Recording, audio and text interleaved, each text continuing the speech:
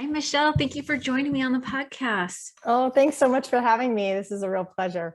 I'm so excited to be talking with you because we're going to be talking about codependency. We're going to touch on some eating disorder stuff, specifically compulsive eating or overeating. You'll have to tell me how it's the same or different. I mean, who doesn't do a little bit of Right. compulsive? I mean, I can mess up a plate of cookies like nobody's Yeah. Yeah, it's pretty common. Yeah, it's pretty common. It was so funny. Recently, I was, I've been obsessed with Instagram Reels. It seems to be my new I know, I've addiction. seen that. You're great at it though. Oh, you're so sweet. I feel a combination of stupid and excited, and I can't help myself. It's like I have like this inner exhibitionist, and let's be honest, nobody wants to see me take my clothes off anymore. So this is what we have. We have Reels. I love that, but that's recovery, is doing what you want to do. Yeah, it is. I have to be careful not to fall into the trap of seeking validation. Oh yeah, I know. Yeah. So That's a tough one. right? Like I identified early in my recovery that not good enough was like my core wound, right? Mm-hmm. And I have to be very careful because seeking validation is an achievement and all that Right. stuff is sort of the Right. shadow side of all that. That's how my sickness, shall we say, presents. Because it doesn't. You're not alone with that. I know. Yes, I have many crazy friends. I mean, listen, a recovery for me was about finding a new normal. But anyway, this is supposed to be about you. So I appreciate you.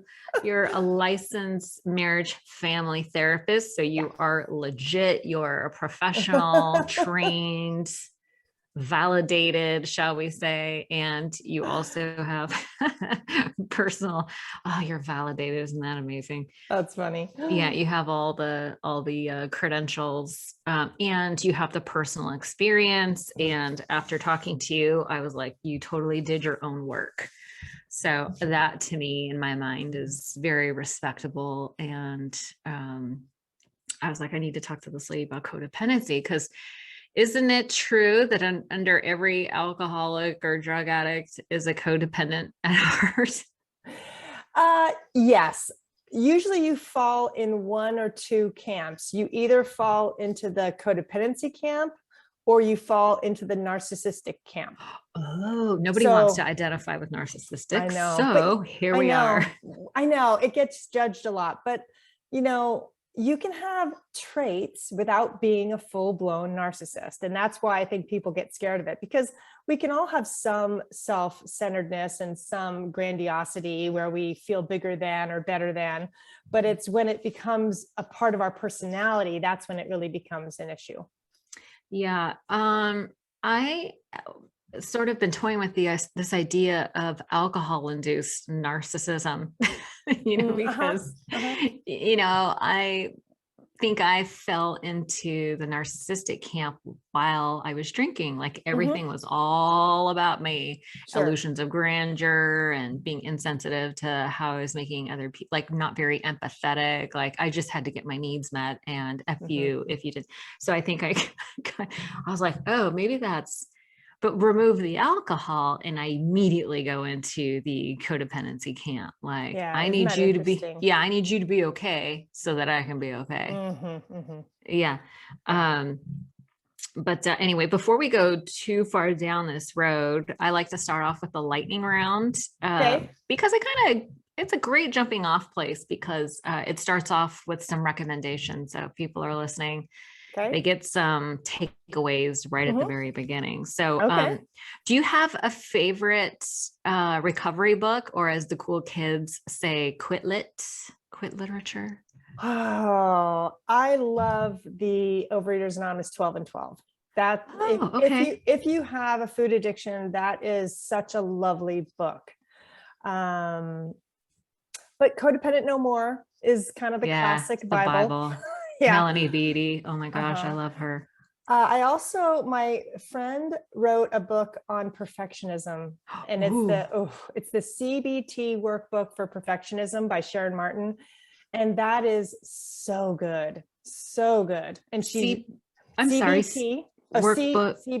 workbook for perfectionism. It's on Amazon. So good. What was her name again? Sharon Martin. Sharon Martin. I'll leave a link in the show notes if you're driving and listening to this.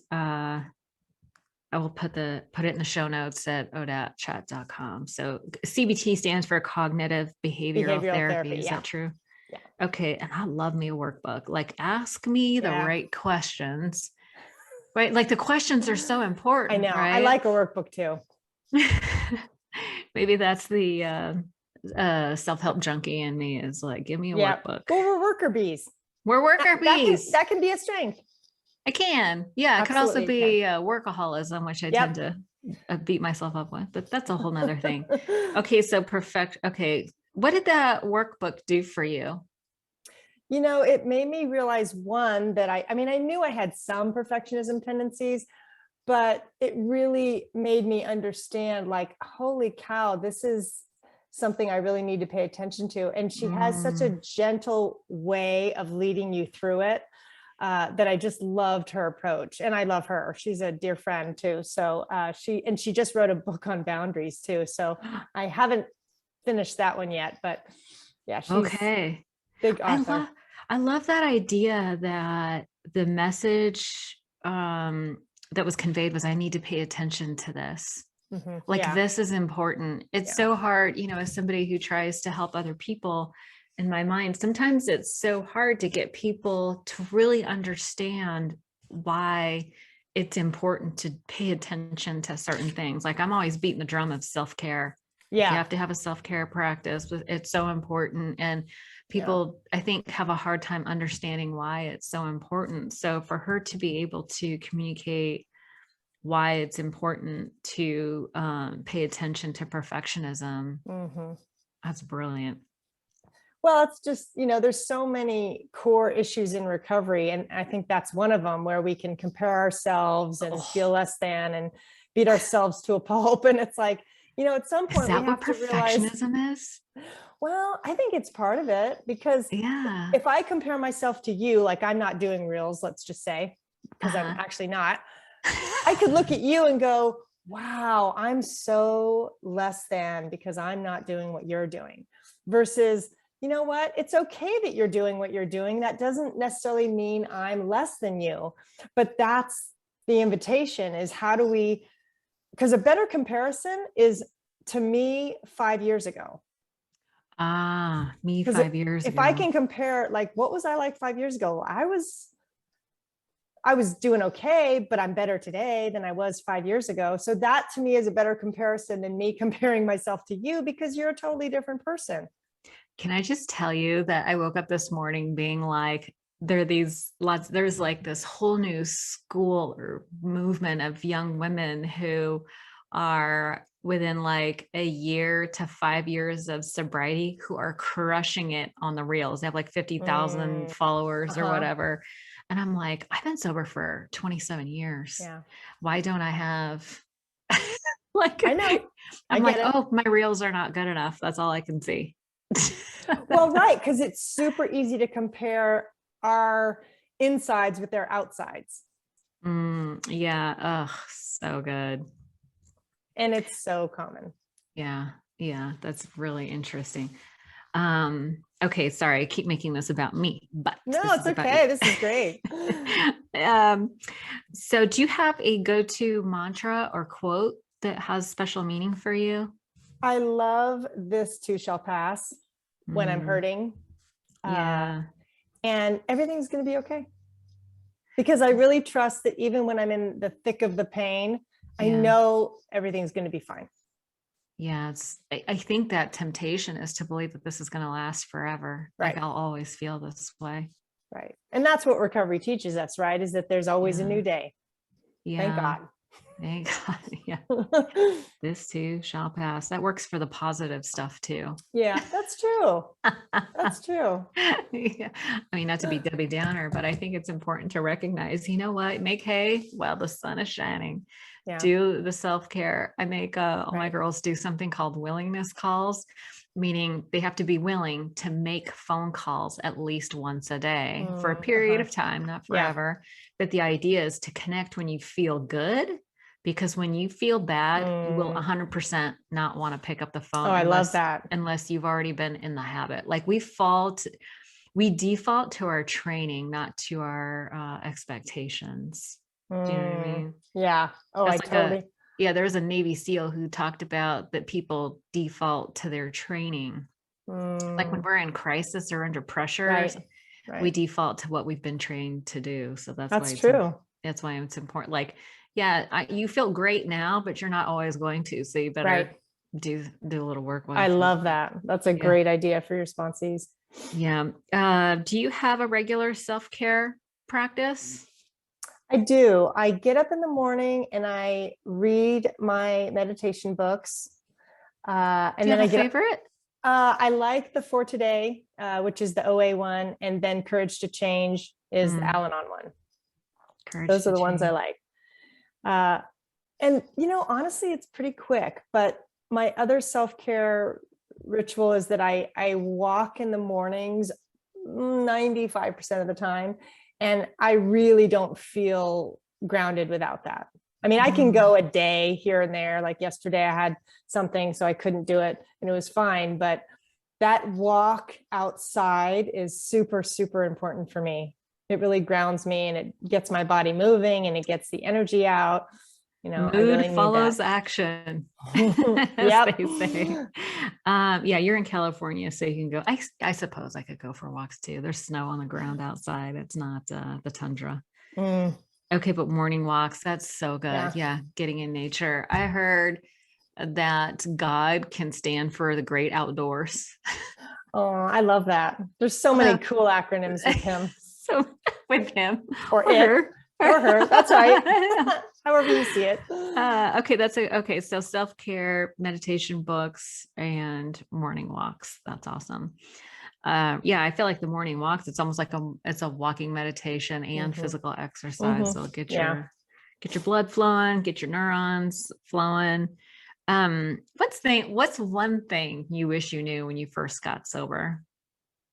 Oh, I wish I had known that this was a continuous process. This was not going to be when I have 10 years, I'm going to have it all together. Because I had so many expectations of what it would look like at 10 years, at 20 years. And I wish I didn't set myself up that way. Yeah, no kidding. When I turned 20, my predominant feeling was shame that I wasn't better already. Well, yeah, because we think we should be perfect by then. Oh, yeah.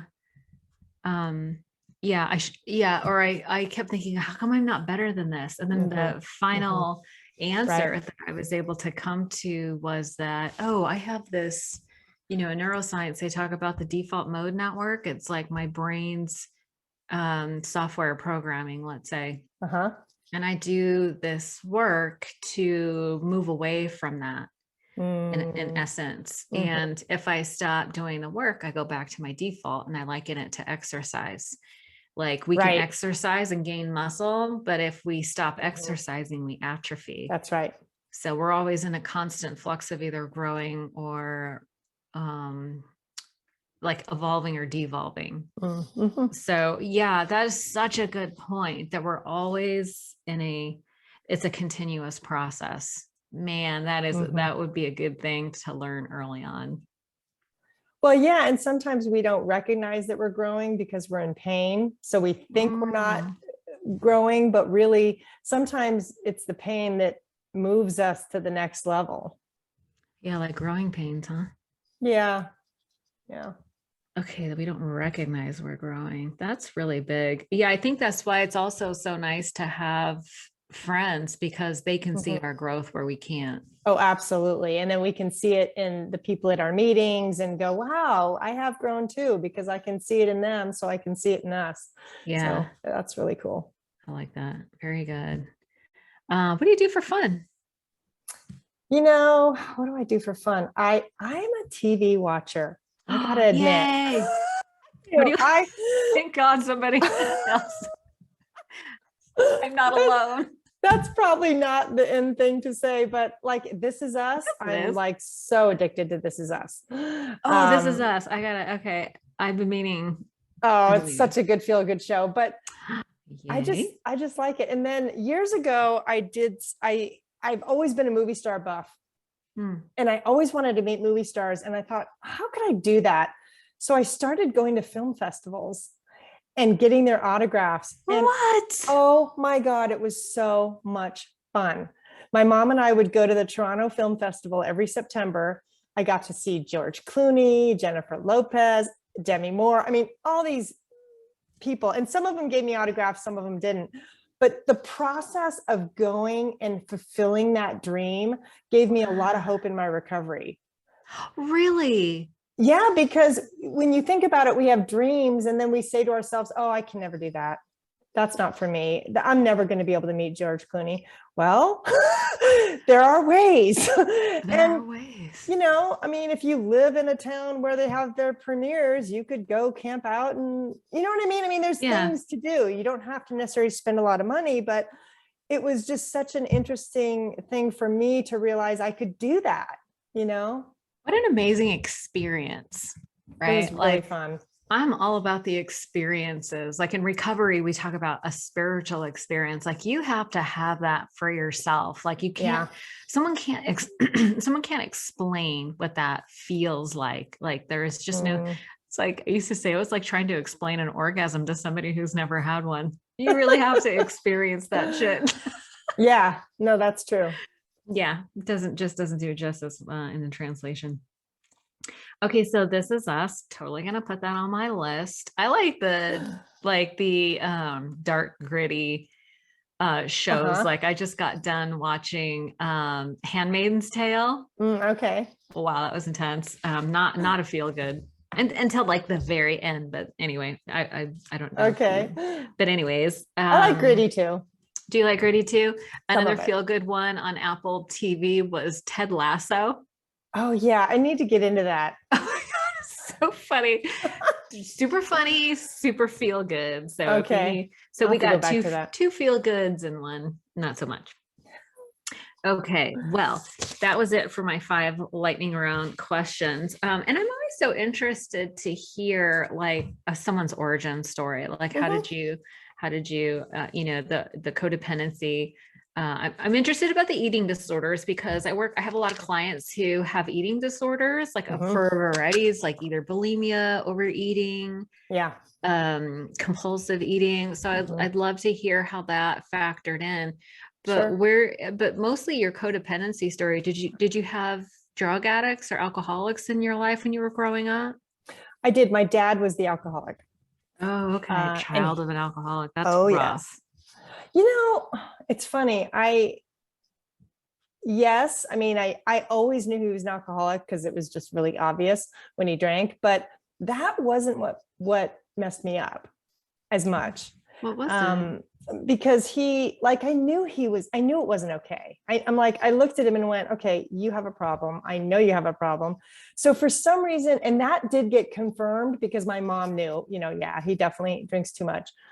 They had divorced when I was a baby, but what really, because I was thinking in this interview, what were some pivotal points in my childhood that led to eating and my codependency? And one of them was my dad's job. He was a captain of a cargo ship. So he would leave for 6 months at a time, every 6 months. Oh my God, that does not. Yeah, that was not fun. Yeah.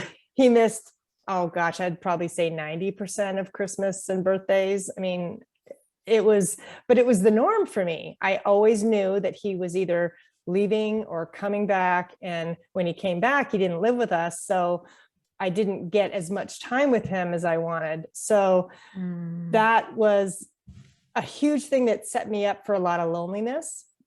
And then the other part, and eating, because we would eat together. And I would be in pain when he was gone. So I would use food to comfort myself. And as a kid, that's kind of the first substance we get access to when you think about it. So food addiction tends to start really young. And for me, it was really young. I remember being 4 or 5, and there's even a picture of me having 2 bottles, mine and my cousin's. 2 bottles of soda or something? No, 2 baby bottles. Oh, wow. Oh, wow. Yeah. So this can start pretty early. So that was compulsive overeating, or Mhm. was it the type of food? Like, were you drawn to sweets or Yeah, savories, or it didn't sweets, matter? sweets, junk food, salt, Okay. it didn't Yeah. matter, but it was just something to fill that empty void. Mm. Because as a kid, I think we have a lot of emotions. And if our experiences aren't validated, a kid doesn't know what to do with all of that. So they find ways to escape it. And that's actually healthy in childhood because we need a coping mechanism. But unfortunately, if we don't get taught good coping mechanisms, then we just continue it into adulthood until we crash and burn or, you know, end up in recovery. Is that what happened to you? You just like developed these unhealthy coping Mhm. skills and then carried them into adulthood? When did you start to notice that it was problematic? Oh, I always knew my food was problematic. It Oh, you was, did? yeah, because I always wanted it. I was a compulsive overeater since I was little. So I always knew I had an issue. But what was funny was at 15, my friend got sober in AA At 15. at 15. And I would go to her AA meetings with her and I loved it. I was like, oh my God, this is the coolest thing ever. And I told her, I said, I wish I was an alcoholic. And she looked at me and she said, well, Michelle, there is a program for food. And I said, nope. Yeah, let's not get carried away. Yeah. Like, Not today, Satan. right. And even though I knew I had a problem, it took me 6 more years before I was ready to look at it because, Oh, it just takes what it takes, right? isn't that the truth? We recognize that something is a problem, and then it takes time to come Yeah. to be ready. You just have to be like, it took me 2 years of wrestling. Like, I knew I had an incident with my sister over drinking Mhm. that she went to Al-Anon. It was pretty traumatic for both of us, really. And but I was like, oh my, like I had known it was kind of a problem, but once I realized that it was serious, Mhm. it still took 2 years of Yeah. just Yeah. wrestling with it to be like, okay, I'm gonna surrender this and do something about it. Yeah. And I don't think we have control over that. I think Huh. we're either ready or we're not. I don't think we can will ourselves here to be Damn like, it. I need to be sober. I need to, because we don't do it until we're ready to give up. And we're at step one and say, okay, I am totally powerless. I can't do this anymore. And I think that's why we really have to take the judgment out of it, for ourselves and for the people who are still using, because you know what? We can't make them get sober. No, we can't. Yeah. No. And I think is that for the person that's the codependent, that's the dream. If I can just get them sober, Mhm. then I'll be Yep. okay. Yeah. Or if you don't have addiction in your relationship, it's if only my partner will be okay, then I'll be okay. If they're in a better mood, then I'm happy. Yeah. Versus, what if we can be happy and we can be okay within ourselves and in our own skin? But the codependent doesn't want to be in their own skin. They want to be in your skin. And at least that for me, that was a big deal. My whole focus was other people and trying to Right. stay connected versus being connected to myself. Well, and there it is, right? It's the Right. aversion to self that is Right. at the core of all the dysfunction. I don't care if you're over shopping. I don't care what the problem is. The solution is the same, right? The Yeah. solution is spiritual. Well said. It has nothing to do.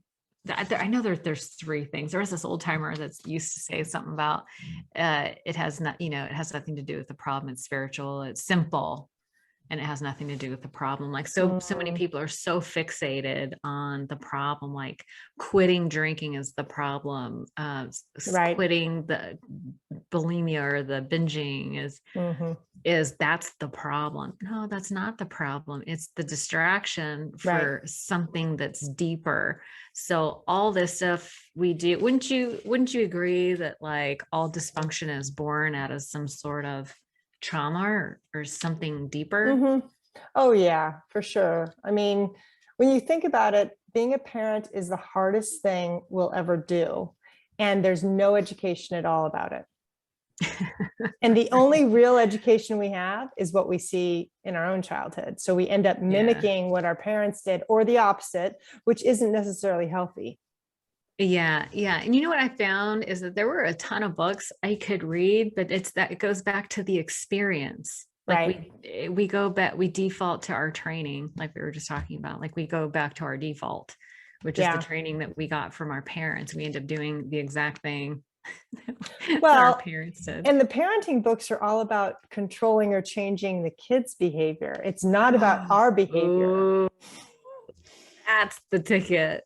So it's like, I mean, when I was raising my son, who's now 23, I definitely used the principles. And if I said Oh yeah. something, I would go back and apologize. And he would Yep. light up like, oh, mom's apologizing, because it Yeah. made me human, and it made him realize that it was okay to say you're sorry and to just own it. Oh, for sure. I am so grateful that I had kids after I had a good amount of time in the program. I think I was Mm-hmm. like 6 or 8 years sober Oh, by the that's time I great. had my first child. Me too. That's so cool. Oh, really? Yeah, our kids are close in age too. My oldest is 21, and he's never seen me loaded, which is a miracle in itself. Yeah. But okay, so absent father, there was a Mm-hmm. void, Mm-hmm. and you connected with dad over food, and Mm-hmm. food became a quick replacement. Right. What was your turning point when you decided you went with your friend to the AA meeting, but you Mm-hmm. weren't ready? When did you get Right. ready? Like what happened that you were like, okay, this is for me? So I went to college at 18, and I thought life was going to be great. I had all these It hopes. wasn't. Oh yeah, no. I went to San Diego State, which is Oh, a it should have been college. amazing. Well, actually, everybody was tall, blonde, and beautiful, and I was not. You're And very brunette I'm very brunette. and beautiful with I a was smile. overweight at the time. It was like not a good, and I wasn't a Oh, partier. I didn't drink. I used oh food. So you can't go shoot. to a party and go, "Hey, you want to go eat?" That doesn't go over real well. So by the time I got home, I got home after 2 years because I just couldn't handle it. And my friend said to me, my best friend at the time said, let's go to an OA meeting. And I said, let's go to Lion's Restaurant instead. And she Like on Monterey luckily, Road. You're from San Jose. yeah, it was actually Where'd the you go one to in high school? Mills in Millbrae. Oh, okay. So you're Yeah, like, so I actually didn't grow up in San Jose, more okay. like 40 miles north near Yeah, San yeah, Francisco. yeah.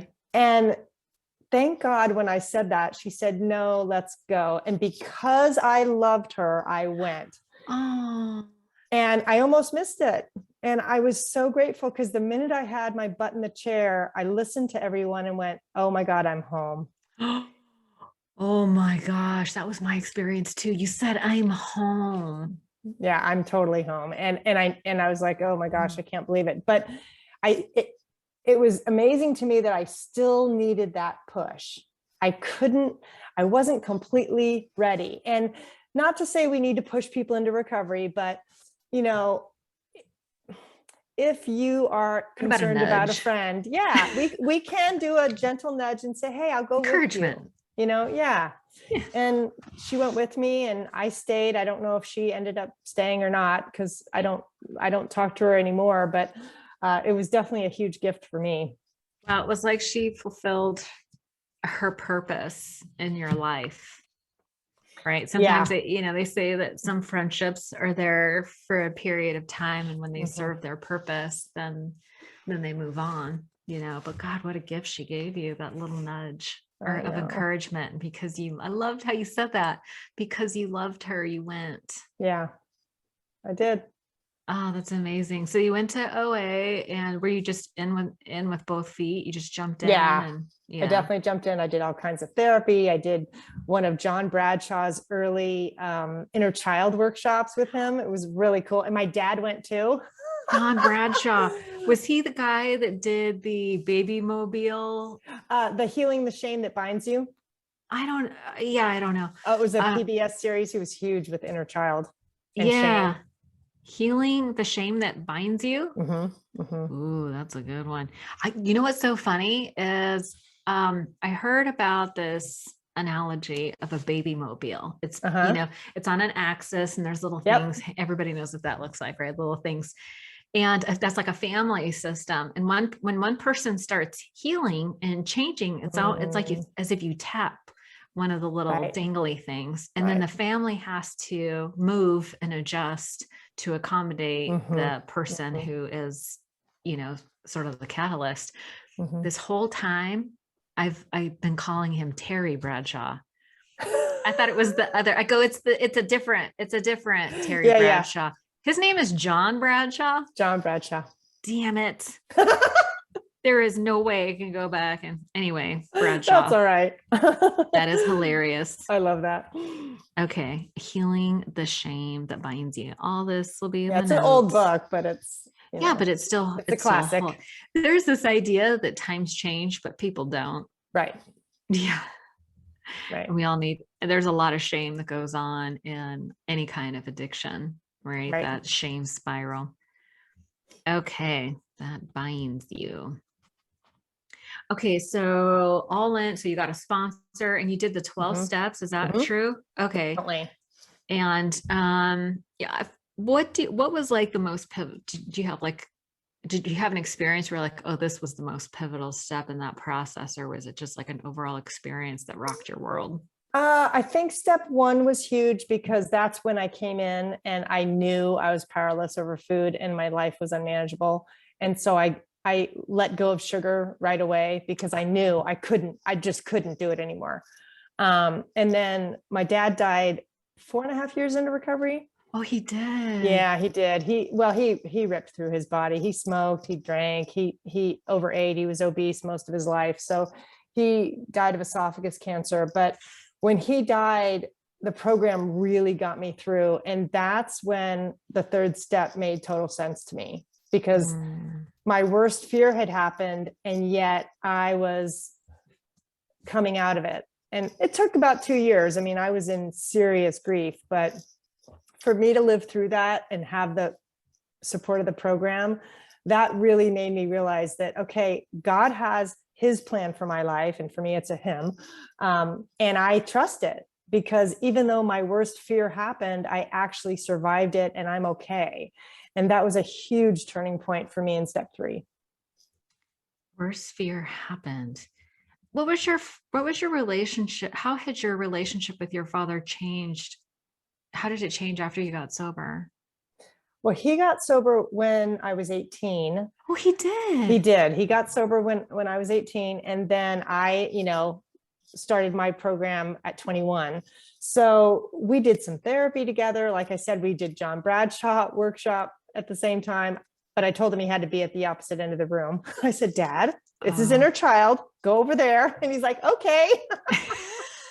Bless his heart. But we were always close, honestly, even in his drinking days, because I just felt such an intense connection to him that never wavered. And in sobriety, it actually changed a little bit because he changed. He was much more raw emotionally and tender. And I think he went through a period of depression. I think recovery was hard for him. But he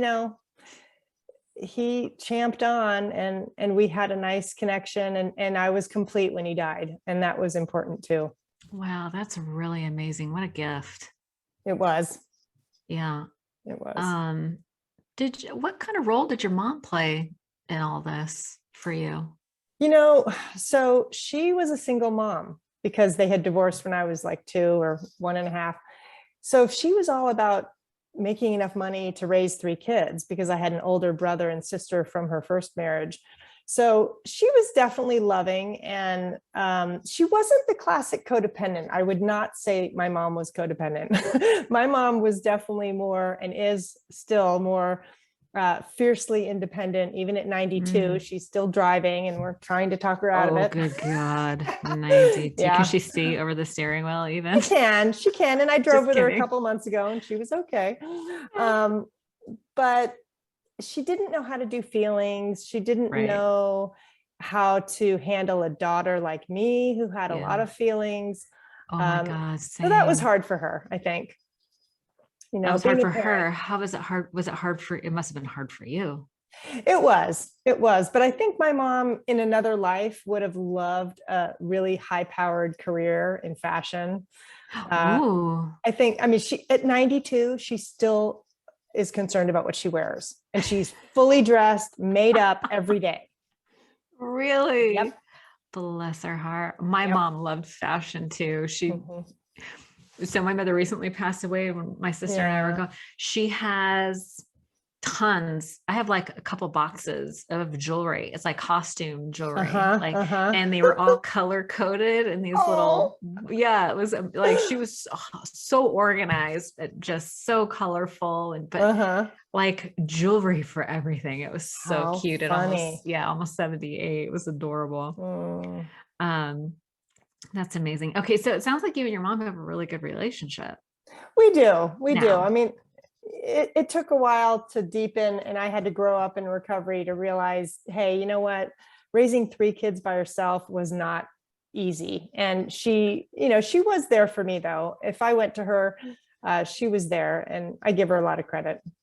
Yeah. So she didn't do a lot of feelings, but she was able to help you process some of them. Well, she was able to hear it. And that was a gift. If I went to her and I was sad, she could hear it. She didn't know what to do with it, but she heard it. What would she just be like, I could see how you, like, she would just validate your feelings, or just no, listen? She didn't know how to do that, but she would listen, and she would go, what would she say? I mean, I don't know if she would say things like it's okay, but she was kind of soothing in her way. Yeah. That's awesome. I didn't get that. Yeah. Well, okay. Yeah. I mean, listen, our moms were raised in a different generation. So it's no so kidding.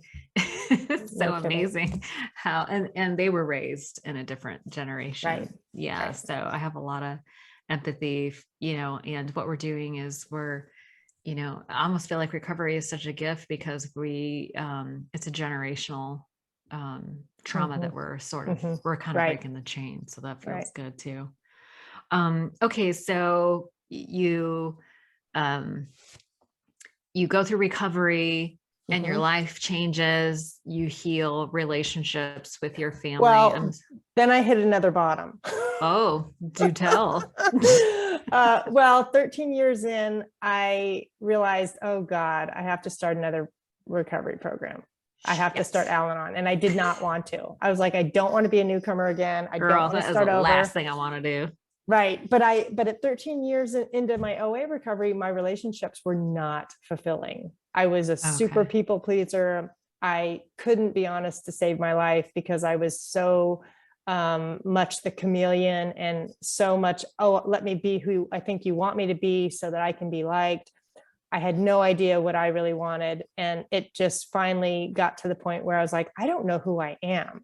And I'm chasing these people to be my friend, and it's not working anymore. So that's when I had to go to Al-Anon, and that kind of started another, even though I had done some codependency work, but not enough to really change the patterns I had in relationship. Relationships are everything, right? They really, I mean, we do need other people. We do. So talk to me a little bit about, because this is what I hear.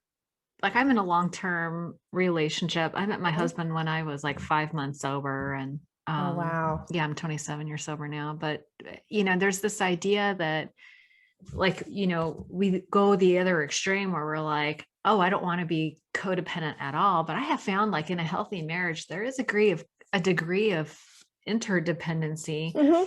Is that different? How is codependency or unhealthy dependency different? So in a healthy relationship, there are going to be times when you sacrifice what you want for someone else. You may inconvenience yourself, right? I'll do almost anything for my son, right? Right. But if I don't have any limits, then I end up feeling taken advantage of. I feel resentful. I feel like I'm losing myself. So if I'm constantly saying yes and I mean no, if I never put my needs out there, if I'm always for my family and never for myself, that's when it becomes where I lose myself in the process. And that's codependency. So you can give. It's just, if you consistently give and it keeps hurting you, that's a problem. When giving hurts. Yeah. I love what you said. Like, that was like a lightning rod for me just now. it's either boundaries or you lose yourself, because at the end of the day, that's for me what happened in addiction to drugs and alcohol is I lost myself. Yep. And I remember my mom, when I got sober, she was like, "Oh, we have you back." And I was like, that was so, it struck, that really was like another lightning moment where it was like, whoa, right. I was lost. I lost myself to my addiction. So that is probably, I think that's probably one of the best definitions I've ever heard of like codependency, is when you lose yourself to the relationship. Why do we do that? Well, as kids, we learn it because if we're not taught to have our own voice and that it's okay to take care of ourselves, have feelings, set boundaries, and we learn to do the opposite, which is I'm going to learn how to take care of you and be quiet and be who you want me to be, then I grow up and keep doing those behaviors. I'm not going to have a strong sense of self. So as a child, though, those codependent behaviors save us. They help us cope, because if I can avoid being hit, or if I can avoid being yelled at by appeasing you or giving or doing the chores or doing something, then I'm safe. But fast forward 20 years later, I do the same behaviors thinking I'm going to be safe, but the other person gets repelled by it. Oh my goodness. Now they're like, whoa, what are you doing? I don't need you to be controlling me. I don't need you to be taking care of me. But we're still in that same loop. We have to actually, for me, relationships had to crash and burn for me to get it and go, oh, what I'm doing isn't working. That was really profound. We repel others with our codependency. Like it's too much. Oh, right? yeah. Like giving without boundaries feels really icky to me. Yeah. And we don't even realize we're doing it. That's the thing. Well, yeah. I mean, that I liken that to like drinking and doing drugs, is I don't realize how bad it's getting.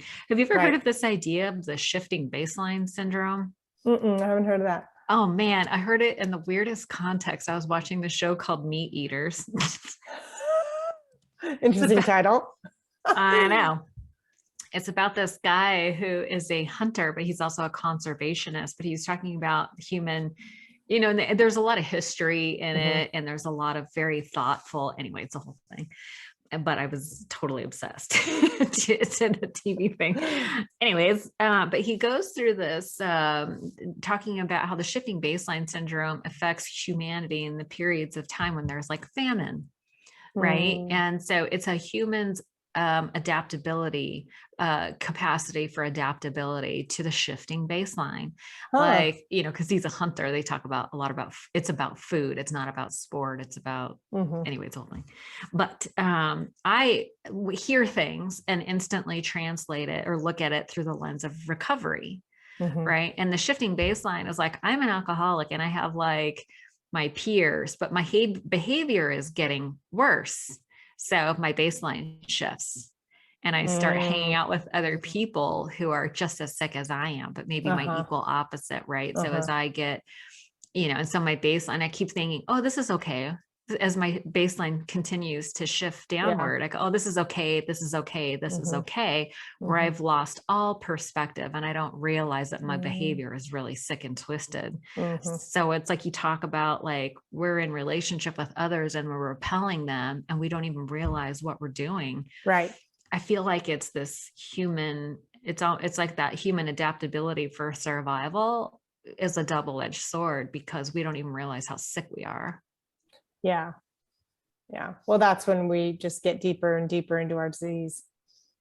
Yeah. We get sicker and sicker. It really is progressive. So you recognize this behavior, it's a pattern, you kind of bottom out. And then did you go to Al-Anon or what was that progress like for you? I did. I went to Al-Anon. I think I probably did more workshops at the time. God, I love workshops. Yeah. And I got a sponsor. I did the steps. And in that program, it was, well, food addiction is humbling too, because you have to eat. But that sounds so hard. I know. I mean, who am I kidding? I have a problem with. We'll talk about that later. Well, and I think for me in both of those programs, it's a very imperfect recovery. You're not gonna, like, if you put the plug in the jug in AA, you're like, okay, I know what my sobriety date is. But in codependency, it's like it goes everywhere. I mean, there's so many different ways it can show up that we have to really be gentle with ourselves to see that, you know, in any given day, there's progress. And then there may be some new behaviors that pop up that we go, oh my God, you know, what's this? But that's part of recovery, is we just keep learning. And we can't judge it. Yeah, it's so tempting. Lead us not to temptation, right? Like the judging it. We are so tempted to judge it, and it's so hard. Like you started out saying in the beginning, it's like we should only be comparing us to ourselves 5 years ago, or even last week sometimes. Yeah. Well, and the codependent person, if they're perfectionistic, right, they're going to look at recovery and go, am I doing it right? I want to make sure I get through all these 12 steps right now, and then I'll be done, and then I'll be perfect. And it's like, no, it doesn't work that way. Yeah, we're never done. No, we're not. Always evolving. How do you feel about getting to the core wounds? Because like we were talking about earlier, because I'm always interested in how do we resolve or heal those core wounds? Like it's so interesting because on one hand, it's always an ongoing process. Right. On the other hand, is there a way? I mean, I do hypnotherapy with my clients, and that I think is really helpful. But in your mind, is there a way to heal some of that core wounding stuff so that people can like progress on a whole nother level?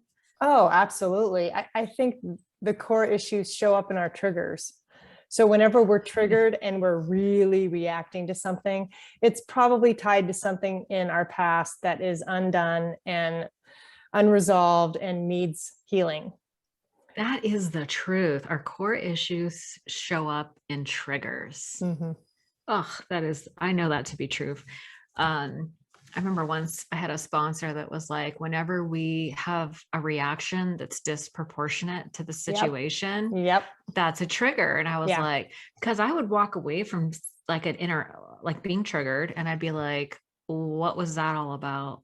Like that, you know, you kind of sleep on it. And the next day you look at it and you're like, what was that all about? And it was like, yeah, that's a core wound. It's like it rubber bands you right back to the first time that ever happened. And so do you have a process that helps, do you sort of deprogram somebody? What would you say is helpful in that scenario? So first you have to identify what the trigger is. Okay. Yeah, that's a big one. Like for me, it was, I dated someone who was late all the time. And every time they were late, I felt abandoned. I felt like they didn't care about me. Now, being late has nothing to do with being abandoned. So the second step for me was I had to figure out, what am I reacting to? So the trigger was him being late, but the meaning I was assigning was, I'm not enough. He doesn't care about me. That was the real trigger. Being late was just the impetus for it.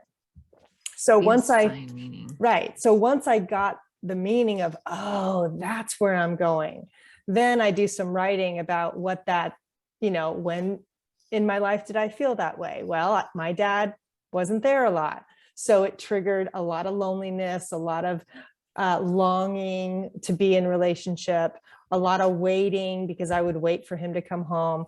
So waiting. Yeah. But once I got that piece, I was like, oh, that's where the pain is.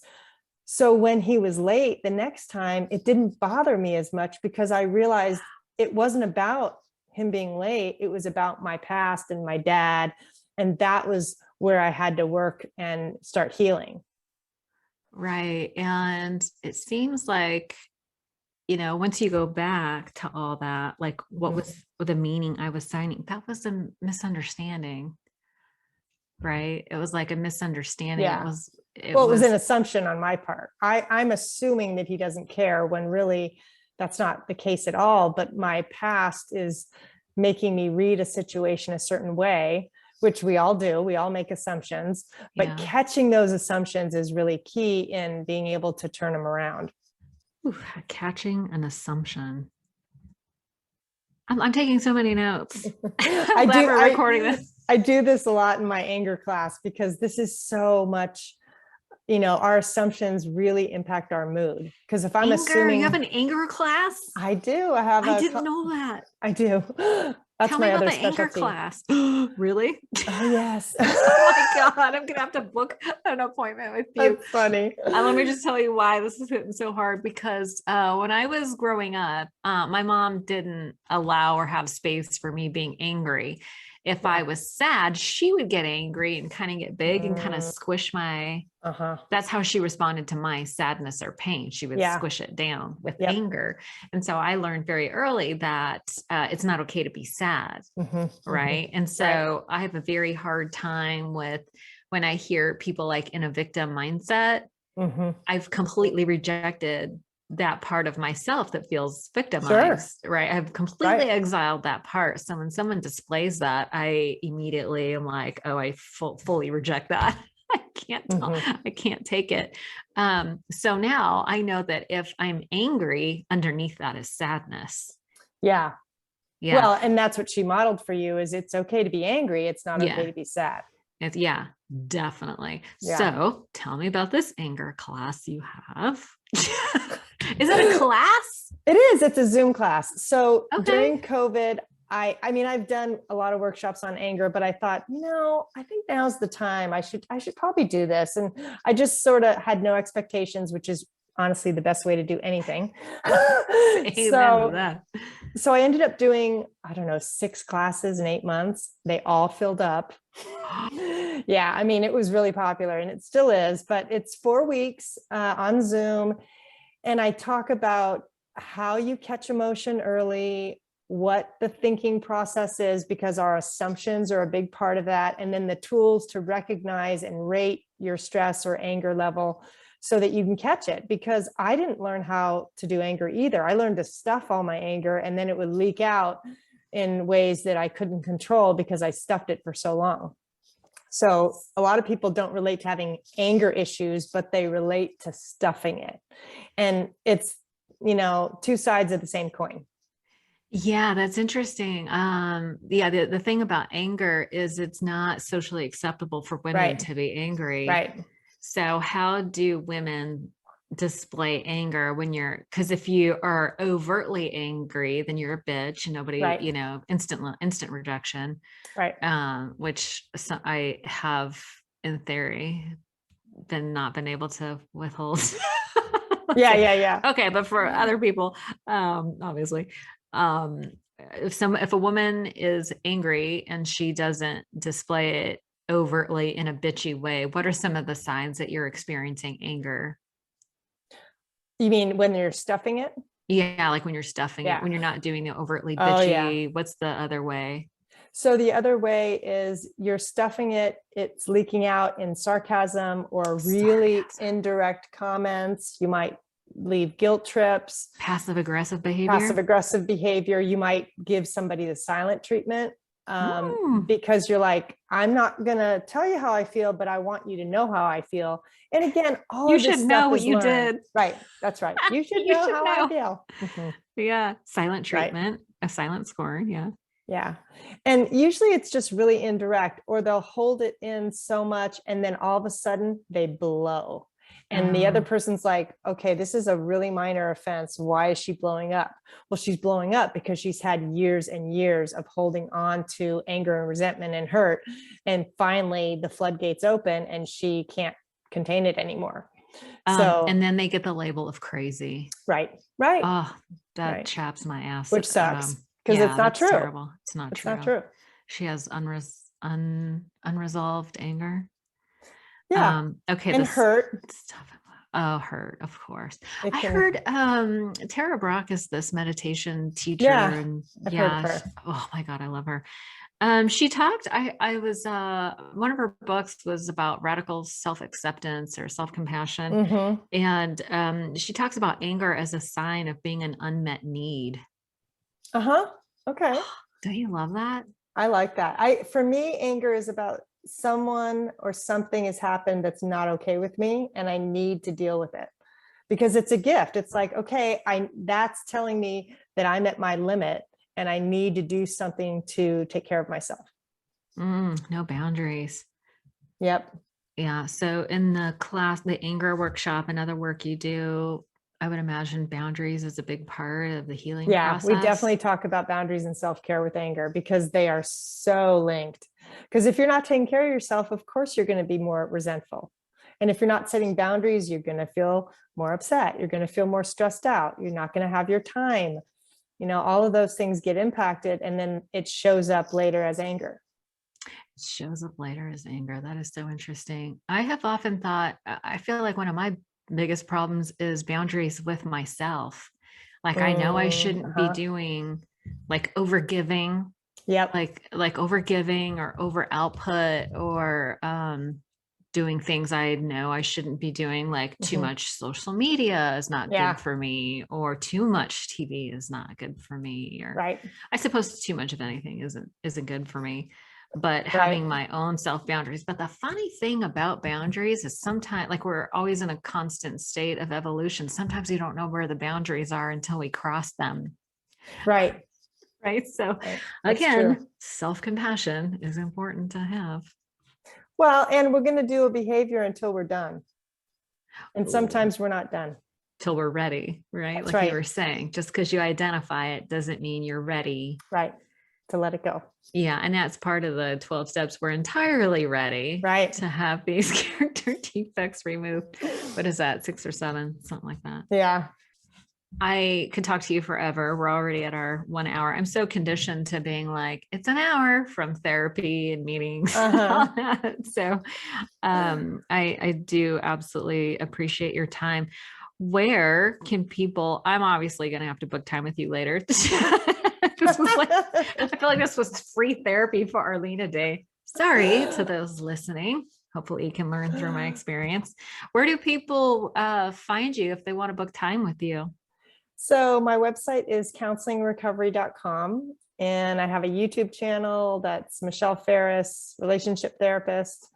And I have lots of free resources on my site. I have my anger class that's live, and I have an online version for people who need help now, because I notice with anger, sometimes they're in a crisis and they just need it now. So there's Mhm. different options they can look at there. So the online is self-paced and it's Mhm. sort of for like crisis Yeah, it's management. videos Okay. because I like to connect. Right. Yes, ma'am. Oh my gosh, I feel like I learned so much from our conversation Cool. This today. was lovely. Yeah, thank you. So, it was so fun, this whole in an internet world that we're living Yeah. in. Turns out you're like a homegirl. Like I we know, had isn't this. that wild? Yeah, I'm so sad I didn't connect with you while I was actually living in California, but I'm grateful that we got an opportunity to connect now. I Definitely. have a feeling we'll have more opportunities to Yeah. collaborate and serve our audiences. So thank you so much for your time today. And if you're looking to connect with Michelle, please reach out. I'll leave links in the show notes at odatchat.com. Michelle, thank you so much for your time today. Oh, thank you so much for having me. It's really been an honor. Thank you.